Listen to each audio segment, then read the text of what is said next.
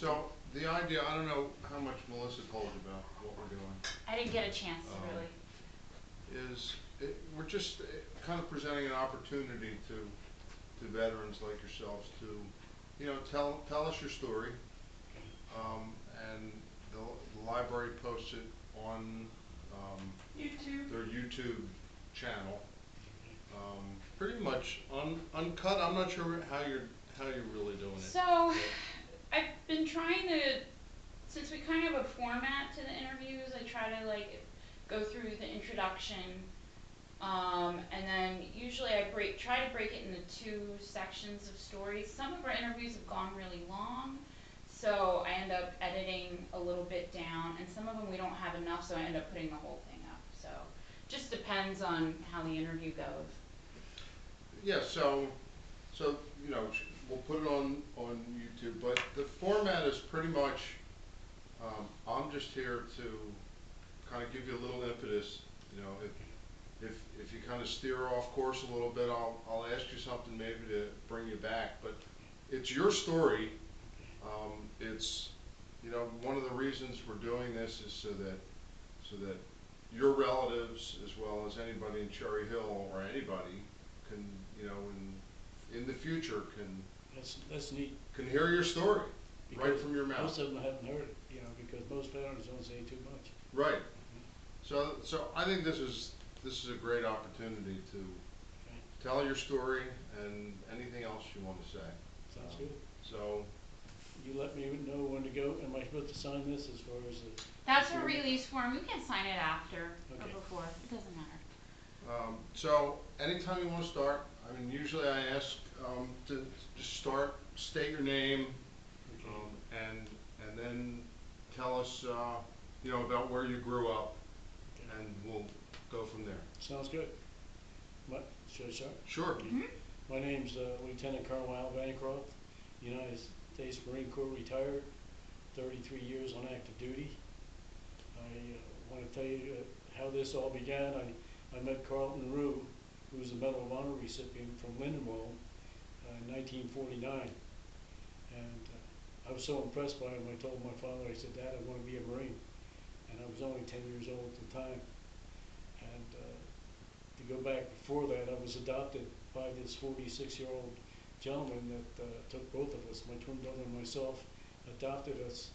And because I'm here today because of how he raised me. And we were in a Camden home for children for 5 years. And when I turned 10, I was adopted. And greatest thing that ever happened to me. After that, I graduated from Collinsville High School. I knew I had promised myself I would join the Marine Corps because I was just so impressed. So I joined the Marine Corps and got my twin brother Art to go in there with me. In June 28, 1958, we were Paris Island, which is not the same as Paris, France. It's definitely tough training because they train you to be Marines. And it's tougher when you have a twin brother in the same platoon. And it was lucky for me that I was about inches better than he was. So he got the beating, not beatings, but the hard, what do you say, harder discipline than I did because I was faster than he was, I was stronger. But he got back at me with pugil sticks, which are the sticks that you fight one another. Mm-hmm. He whooped the heck out of me. And that was his way of getting back, so he enjoyed that. We graduated in September of 1958, went from Paris Island, South Carolina to Camp Lejeune, North Carolina. We went through what we call the ITR, Infantry Training Regiment, which is a training to become either what your MOS or good at weaponry. So that's what that really was. Before we went there, we had 10 days leave when we came home. Then we went back and got all the training. Then once that happened, we were told what our MOS, military occupational specialty, is. I signed up for combat correspondence since my father owned a retrospect in Collingswood, and I had some experience with that. And, you know what they say, you never get what you wish for, so I became a heavy equipment operator. It's about 12 inches long on a map, the difference between the two. But that's what they made me, and that's what I became. How about your brother? He became a armorer, small arms armorer, and the 8-inch howitzer armorer, which meant he repaired those weapons.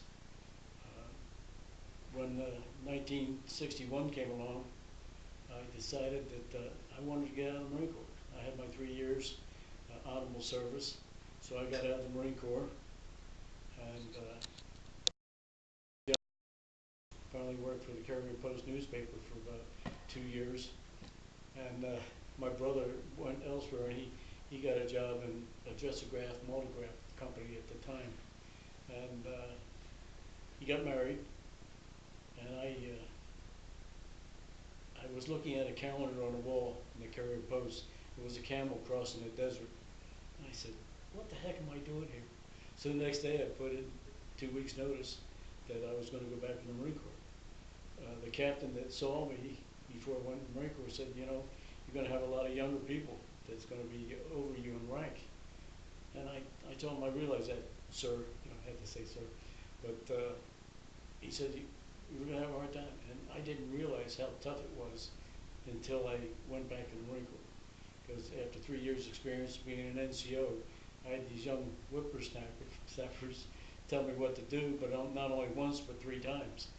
And I took it for quite a while. But this one, I went to Okinawa, and then when I was in Okinawa, this one NCO, I was a PFC at the time, told me to dig a ditch. So I did. He said, no, that's not right. Dig it up again. And 3 times. The 3rd time, I co-copped him. And I went up before the captain for office hours, thinking, boy, there goes my career here. I just got back in. But he said, did you do that? I said, yes, sir. He said, no, I told him why. And the captain, thank goodness, had common sense to realize this was not a good NCO. So they slapped my wrist basically and sent me back to work. So I got through that particular time in my life, because that could have ruined my career. I could have got out of the Marine Corps at that time. So I retired not retired, I got honorably discharged in 1961, as I said, went to the Carrier Post, and then saw the camel cross the desert, and I got accepted in the Marine Corps. But I was out so long that I lost all my ranks, so I went back in as a private, which is the lowest man on the totem pole. And but I wanted it that bad, so it didn't matter to me. And as time went along, 2 months later, I was in my first tour in Vietnam. So I didn't get my wish as far as seeing a camel cross the desert, but they did have tigers in Vietnam, believe it or not. And So Vietnam was, when did you go to Nam? I went, we were the first Marines that landed in Vietnam in 1965. So I went to Vietnam basically prepared to go in 1964. And I have no regrets. I survived. And like, let's see, in 1965, we were aboard, I can tell any story, right? We were on an LST, which is, by the way, the worst ship in the Navy. It's a flat bottom boat. I call them boats.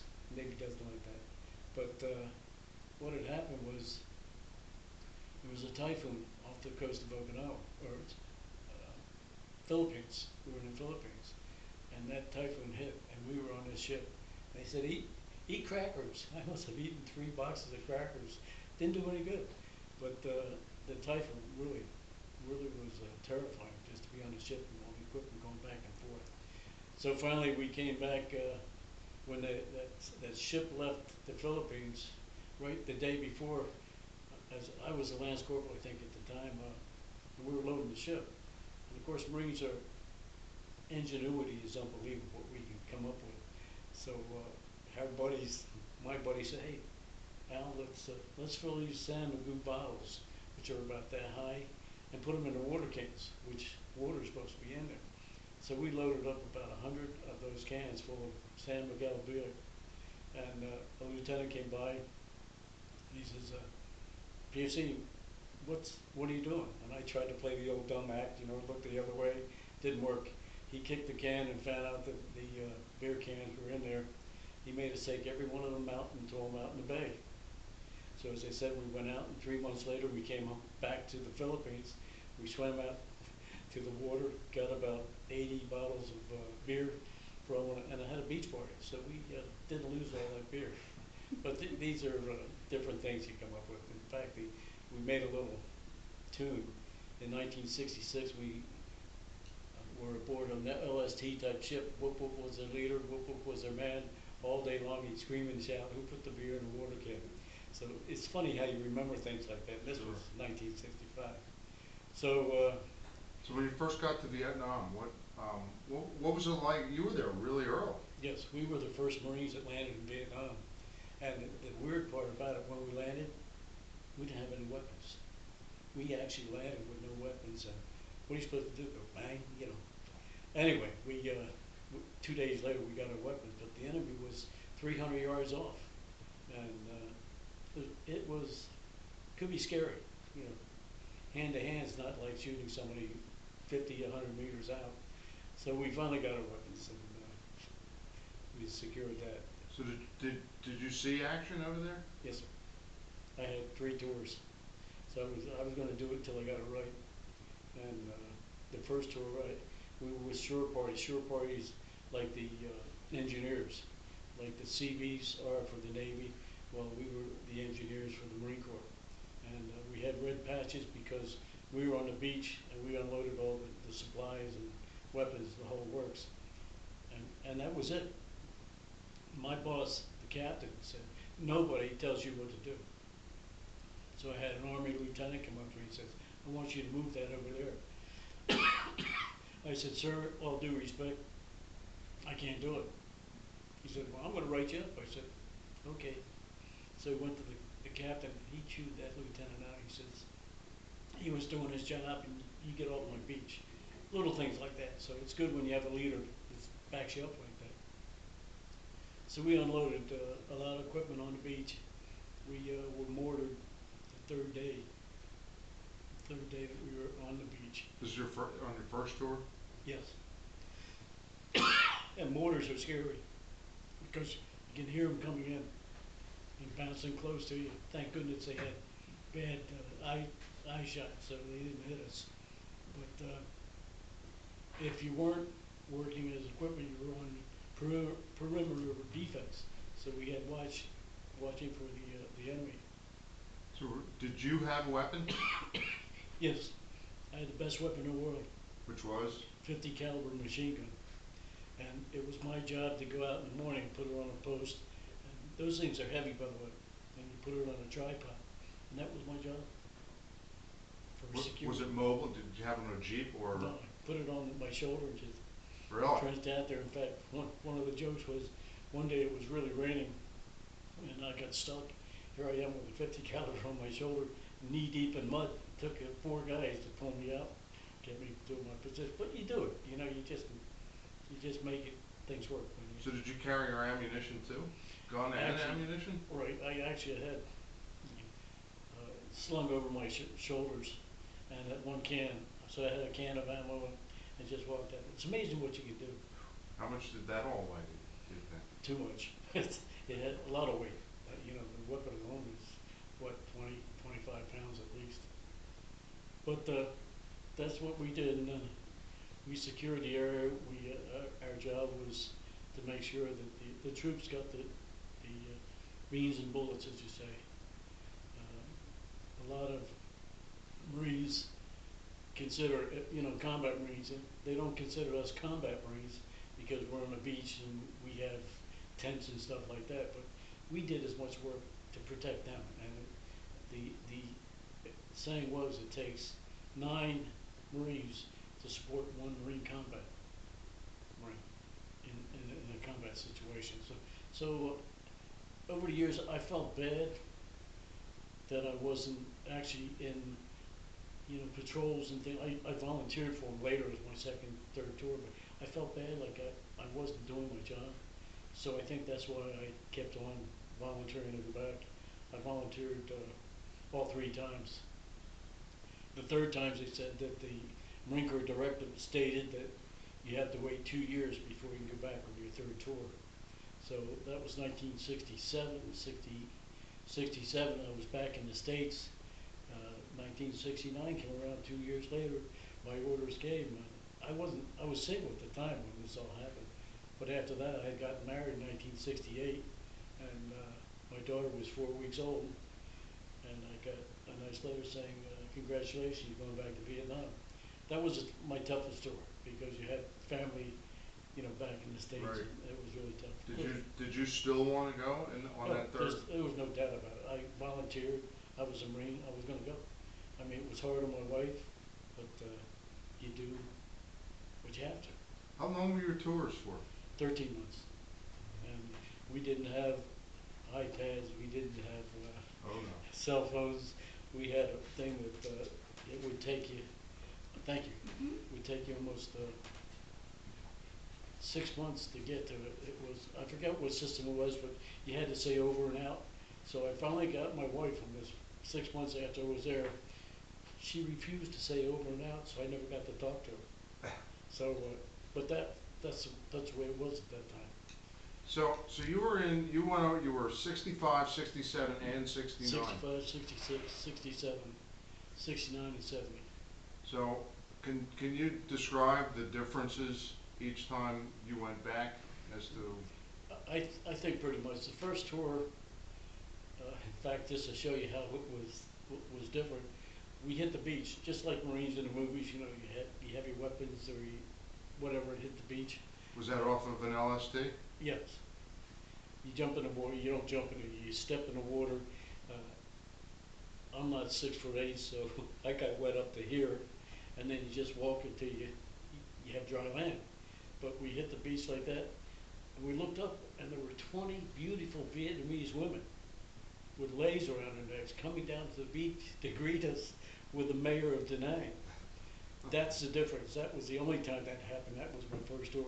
But it was an interesting. I thought, Navy Marines always argue the fact. I thought the Navy really screwed up and put us in Hawaii. Well, we laughed like that.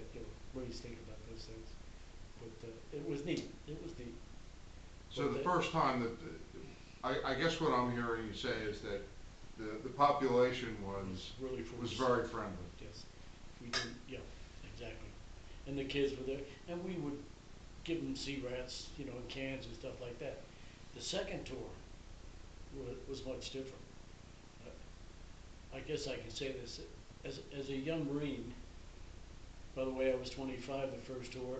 I was called the old man of the outfit because I was 25 and everybody else was 17 or 18. But that was a badge of honor being the old guy in the outfit. And you get a feeling of camaraderie, just like the Marines today in Afghanistan and Iraq. They get a leg burn off, they get hurt, they want to go back. People don't understand you're with a unit, and that's what I enjoyed, because I knew my person on my left or right was going to protect my butt. And so anyway, I got home in '66, and I didn't like barracks life. Barracks life was too confusing. So I volunteered right away to go back overseas. Took me about 30 days, so I was on my way back in the end of '66.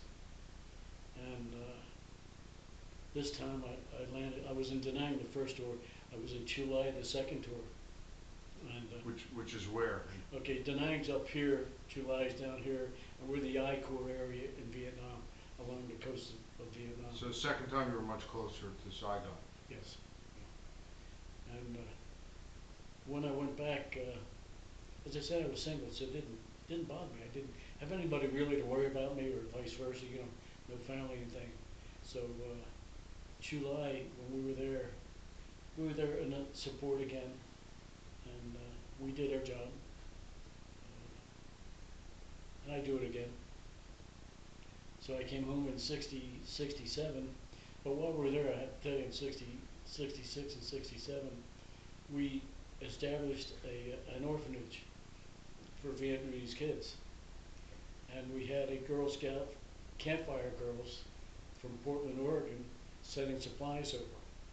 What I'm getting at is, they asked me to come see them when I came home. As I said, I was single, I didn't have to get home right away.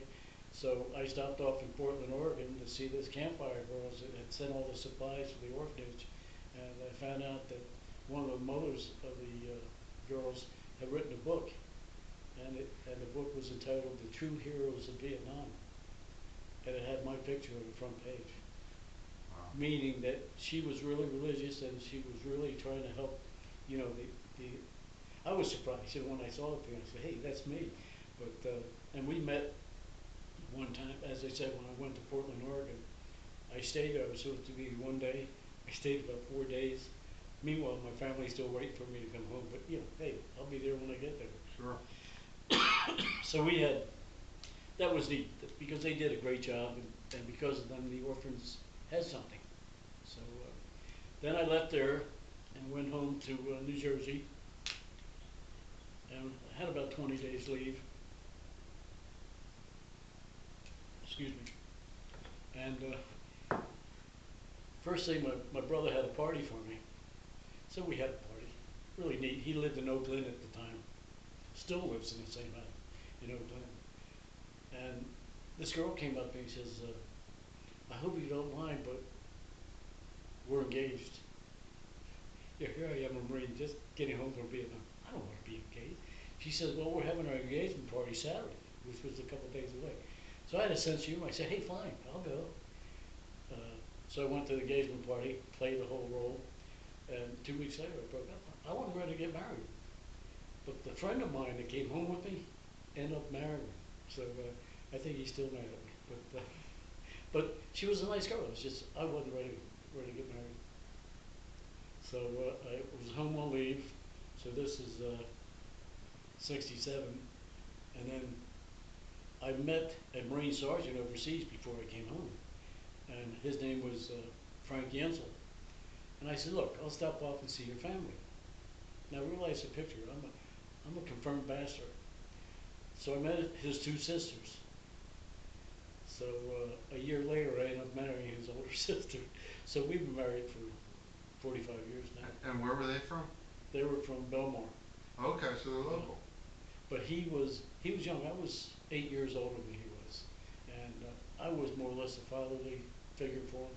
They said, hey, take care of him. And I did. He had the toughest job in the Marine Corps. He had a weather balloon outfit. He had his own hooch, you know, own hut. He had TV. He had a refrigerator. Hell, I'd go over there. I'd look muddy. I looked like I just came out of hell. And I go there. He said, "Do you want a beer?" It was unbelievable. His job was 10 times a day go outside, blow up a balloon, and put it in the air. That was his job. And see what direction it blows. Really tough. Really tough job. But that's what happened. In fact, I went home and ended up marrying his sister. So what were your quarters like when you were in Vietnam? We had what you call a jungle hooch, you know, with the wooden floor and the canvas over the top. So it wasn't too bad. It was Did you guys build them? the Seabees built it for The us. Seabees built them. Seabees we get along with the Seabees because we have a lot in common. In fact, my second tour I went on in '67. I went on R&R, rest and recuperation. I went to Kowloon, China. For what a time! I mean, you get 5 days, and the first night I sat at the bar. I set up 7, 7, and 7 because it sounded pretty good. So I drank all those, and then I went to my room, plush room. I couldn't put the key in the door, so I ended up sleeping outside the door until the next morning. What a waste! Anyway, we had a good old time. That's what R&R is for, to relax and take a break. Sure. And I definitely did that. So most of where you were stationed was on the beach or close to the beach? Close to the beach because of the, So you were always unloading ships, yes, not planes. no. And volunteering, yeah. Volunteer is not a good word, but you don't volunteer. But Marines happen to volunteer. I went out on a couple patrols because, again, I felt like I wasn't doing enough just being supporting the troops. I felt that I had to do a little bit more. And luckily it worked out. I came off a patrol one morning. We came in from night. It was about 6 o'clock in the morning. I was leading a squad. All of a sudden, I fell in a foxhole.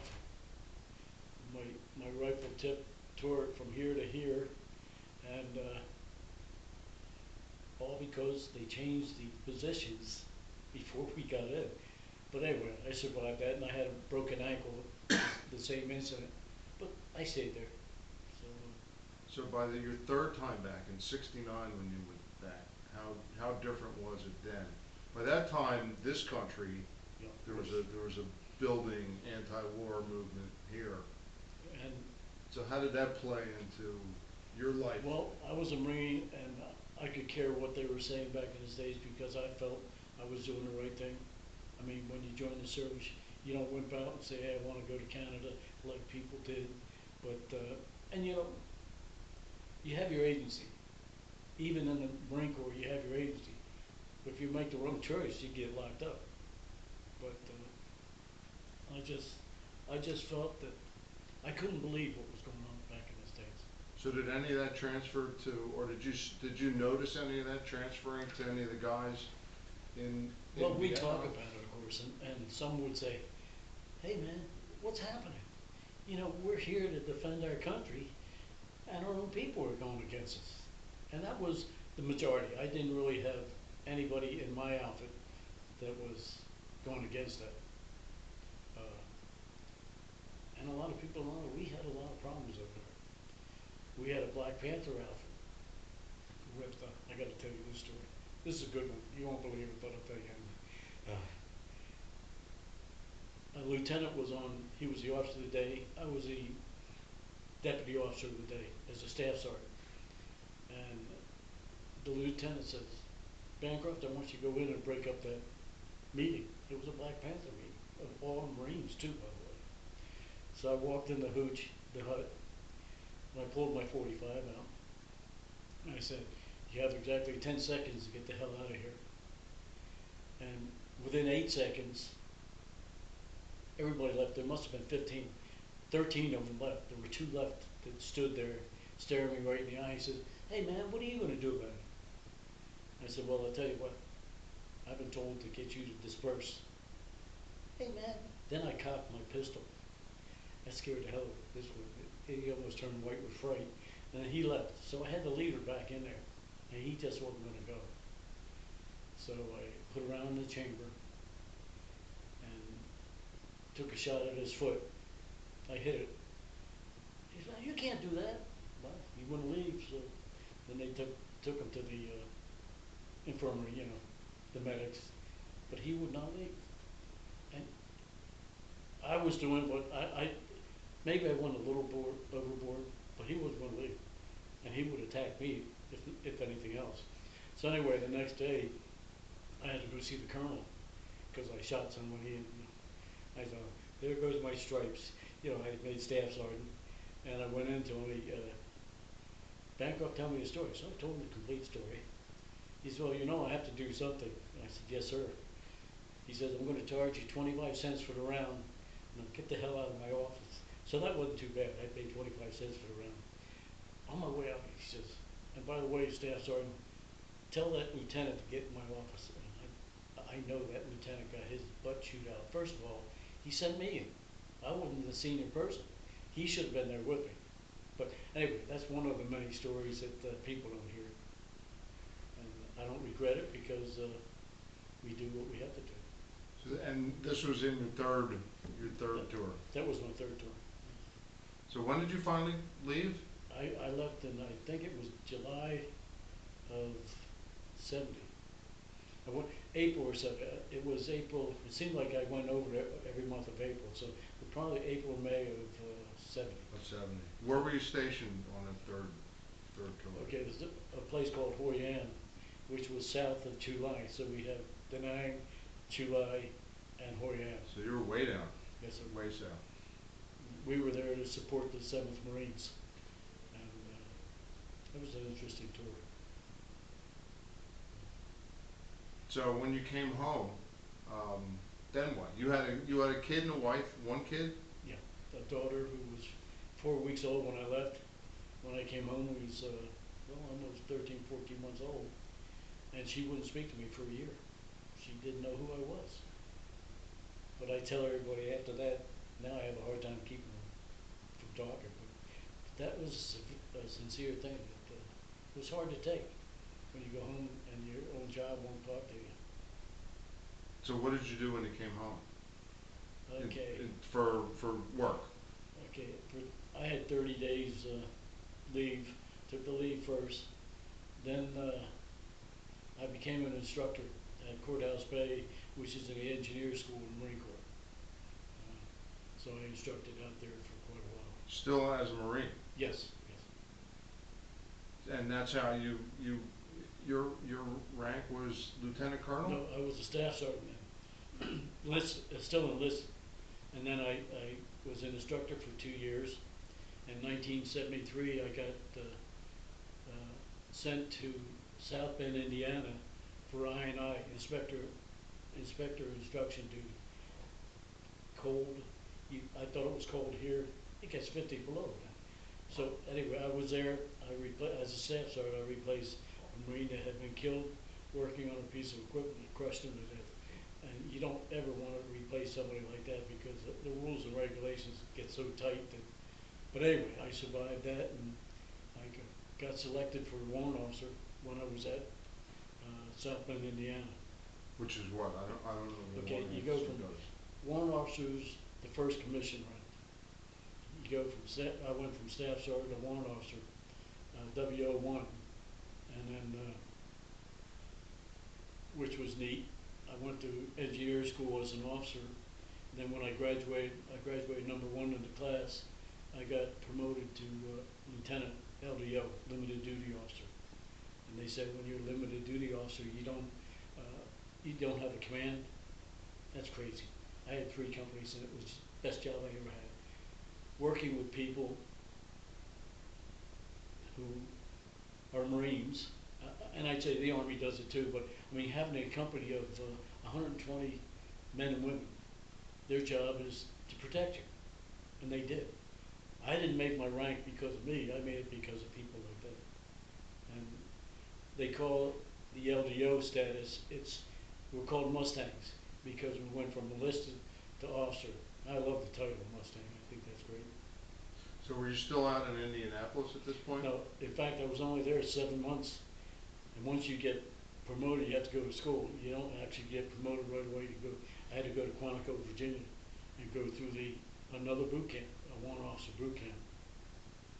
Graduated from that, then I was sent out to California after that. And where's your family this whole time? They with you?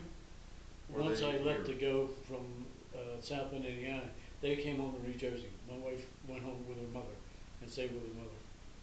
So that helps to have mothers in that case because, it's crazy moving all the time. And That can be tough for both of you. that's why marriages don't work out too well in a lot of cases in the service, especially drill instructors. The divorce rate for drill instructors is something like 98%, because they're young women, never see their husband because they work something like 22 hours a day. So, and that's a proven fact that that's what the divorce rate is for. I was never a drill instructor, thank goodness. That's the reason I'm still married. But I enjoyed every bit of what I did in the Marine Corps. I went to California, became as I said, I was a first lieutenant.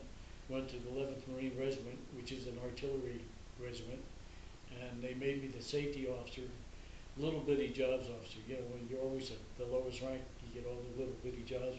One was safety officer, and thank goodness I had the foresight to take that job seriously, because after I was there a month, there was a fire and destroyed a whole building. Of course, who do they come to? They come to the safety officer, and what happened? I had documented everything that was wrong with that building. Nobody took action on it. The thing that saved my butt was the fact I had it documented. You learn to do that in the service.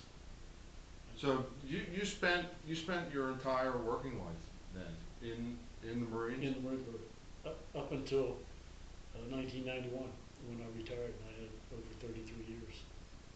And I'm still working. I'm working with Veterans Affairs, so I'm still with the vets. So it's really great. My wife wanted to get back to the East Coast, because of family and everything else. Here we were in California, and I made captain in 1977. Well, in 1982, I was passed over for major. And when you get passed over twice, it's called the kiss of death because you'll never go anywhere. You usually have to retire. But I had a good background because my permanent rank was CW04 at that time. So if I got shafted, excuse the expression, from making major, now I could go back to CW4, which is the best rank in the Marine Corps. But it didn't happen that way. What happened is I put some paperwork in, asked him why. Then I found out that this lieutenant colonel had been passed over for colonel, and he was taking everybody along. He was literally putting it on the fitness report. One bad comment on the fitness report, your career's over. So fortunately, they found out he was doing this. I had a young lieutenant in my outfit out there when I was a captain. Best lieutenant in the world. He said, sir, if this is going to happen, because same thing happened to him, he got out. He got out. The Marines lost one of the finest officers I ever saw because of somebody revenge, you know. So anyway, we left California, trying to think exactly when. My wife got her wish to go back to Camp Lejeune. So I reported to Camp Lejeune. I was, at that time, a captain, still a captain, because this had all happened, you know, with this major promotion thing. They took the bad fitness report out, so the next year I'm up for it, and the next year I made it. But before I did that, I was assigned to Engineer Support Company in Camp Lejeune, which is a company. And boy, that's the best job that anybody ever could have, having a company and leading men and women. So this lieutenant colonel, when I reported it, he says, "What do you want to do, Al?" And I said, "Sir, what do you have available?" He said, "Well, I have a company here." When he said that, I said, "Don't go any further, sir. I'd love to do that." And we did that. And he made me the company commander. I got promoted about the following year in major. And once you make major, the command goes to somebody else, which, you know, usually the rank structure is such. If you're a captain, you'll have a company. If you're a major, not so much, because they'll put you on a staff job. Well, I hate staff job. It means you're sitting behind a desk doing all this paperwork. But anyway, So can you turn down a promotion, or? oh no, you wouldn't want to do that because then your career's over then. Oh, But I made major, and they put me on facilities management for Camp Lejeune. And one of the neat things is my highest ribbon or medal I'm wearing today is not because of Vietnam. It's because of Desert Storm. I was assigned to put 30,000 reserve Marines up on the base. And because the way in which I did it, it worked out great. They awarded me the Legion of Merit. at Lejeune? Yes. They awarded me the Legion of Merit, which is the 7th highest award you get as far as awards go. But it's weird how that happens. You know, 3 years in Vietnam, I didn't get as much as a scratch, never Purple Heart or anything, but I come back and you have good cases too. Like I had one lieutenant colonel that didn't like, I was a lieutenant colonel by that time. By the time the general told me, he says, "Al, it's in your hands. I don't want to hear any problems." Of course, this one lieutenant colonel was raised in hell. He says, "I won't sleep in that barracks." And I had to say to him, I said, "Sir," I said, "you have two choices. One, you sleep in a barracks, or I'll put your butt out in the parade deck in a tent." Then didn't hear anything after that. But the general said, you know, when he says you get it done, you get it done. Fortunately, I had enough skills to do that. So, and then 1991 came by. By the way, it took me 28 years to make lieutenant colonel, so it wasn't a quick rank for me. But I retired in 91, stayed at Camp Lejeune, became a facilities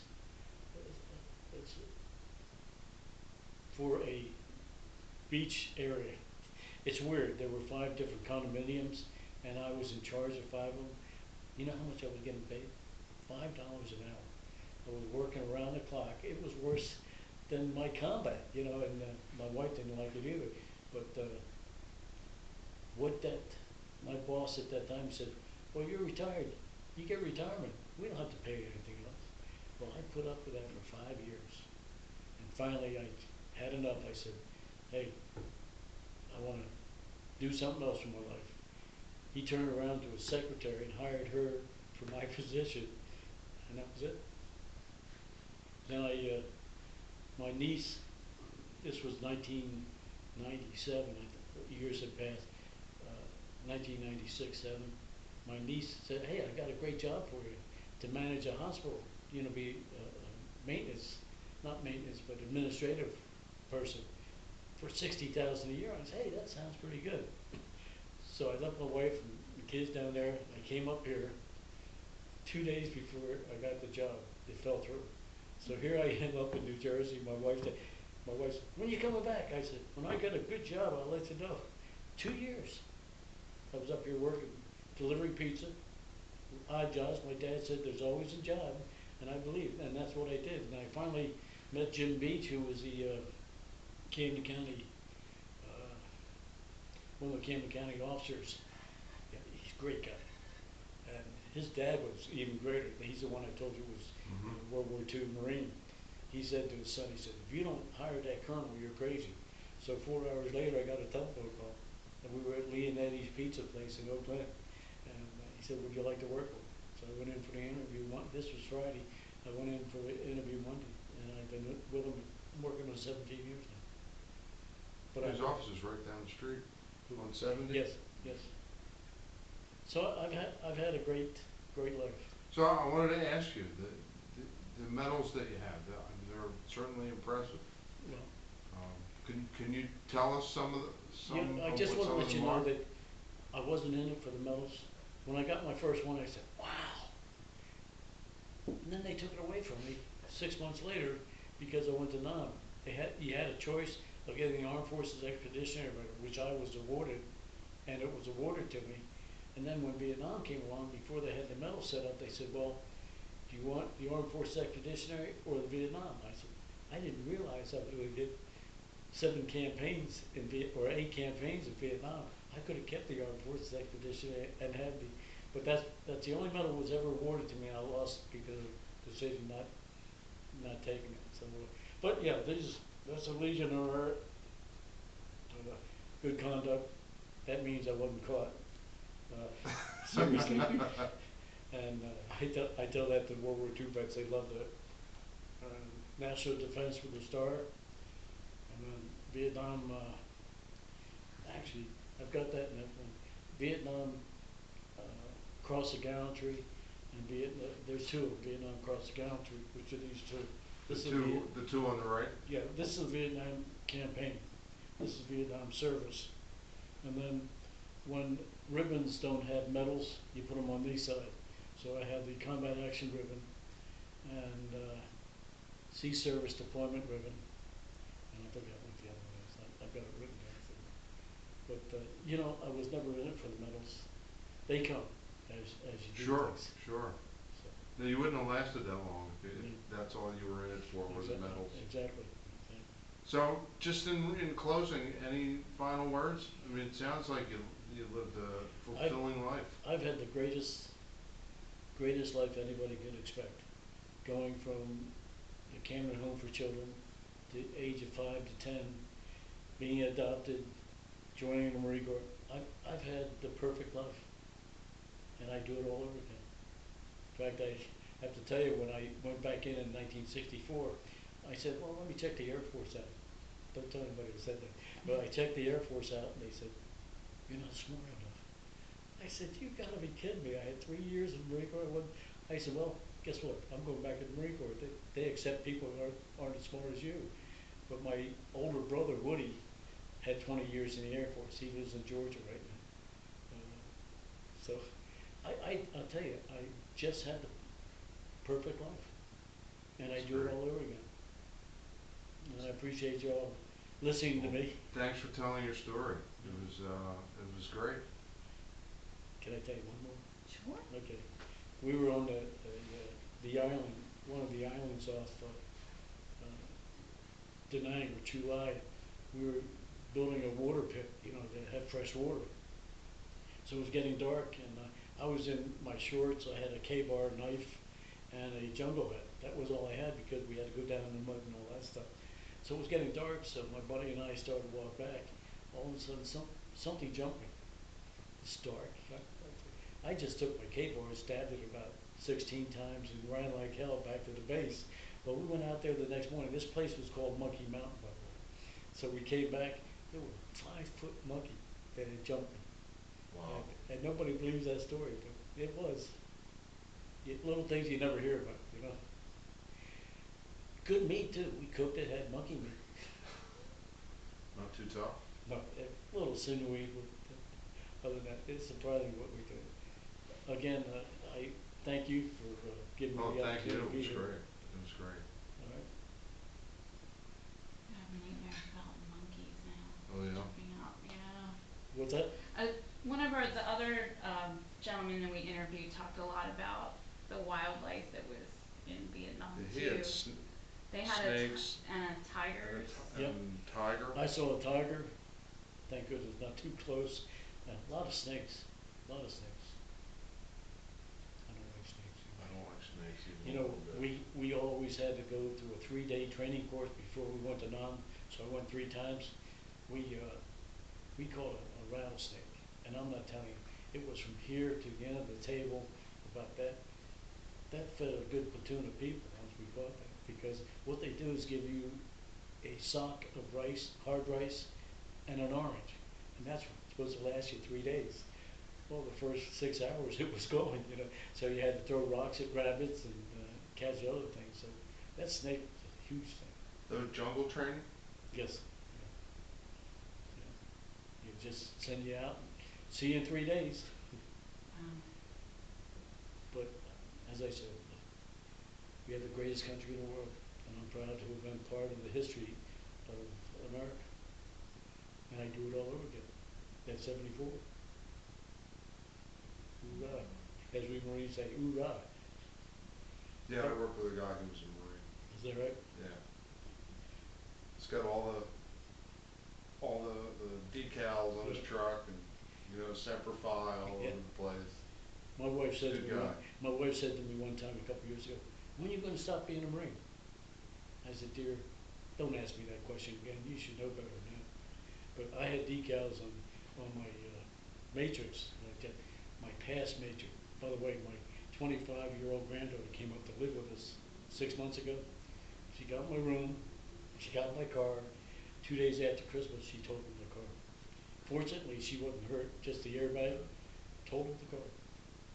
I'm not letting her drive my 2011 Camry. That's mine. This is your niece? This is my granddaughter. Your granddaughter? Yeah, granddaughter. She's going to school. She's working. But young people. I hate to say this, but young people today don't have a direction. I mean, my granddaughter does, but she thinks she's going to get it right away. You know what I mean? I mean, we're paying. I drive her to work twice a day. She works for AAA over by Cherry Hill. But you know, it's just It's a different world. it is. It's It is. you know, I'm close to you in age. You've got me by a number of years, Yeah. but it's a completely different world than the one we grew up in. I know. You know, when we were growing up, there were jobs out there. I mean, jobs just waiting to be filled. No matter what it was. Yeah. I mean, Now, I did it. Yeah. now these kids go to school, they come out with a bachelor's degree, it's useless. Yeah. They get they spend another, you know, $150,000, get a master's degree, and there, they keep their fingers crossed and hope they get a job in their field. Well, my son and daughter graduated together. They're 5 years apart. It took my daughter 5 years to get her stuff together. So they both graduated from Barton College in North Carolina at the same day. In fact, they were in the same circle. My son never opened a book, and he got through with a B average.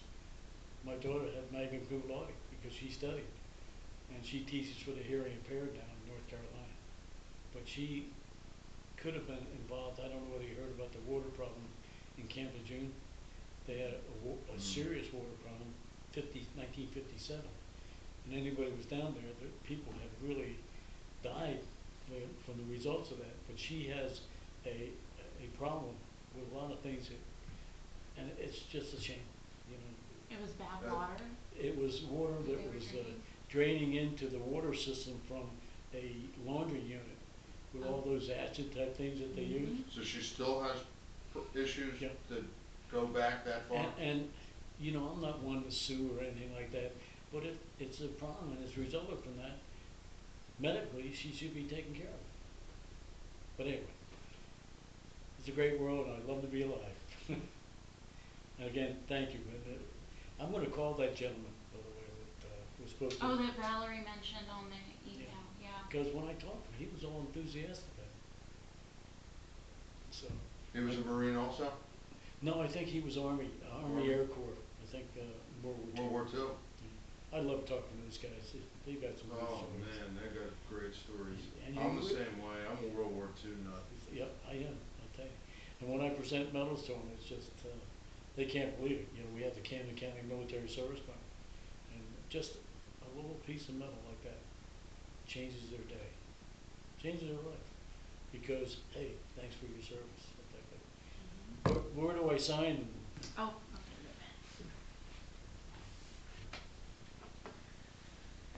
Yeah, my dad was in World War II, and Is that right?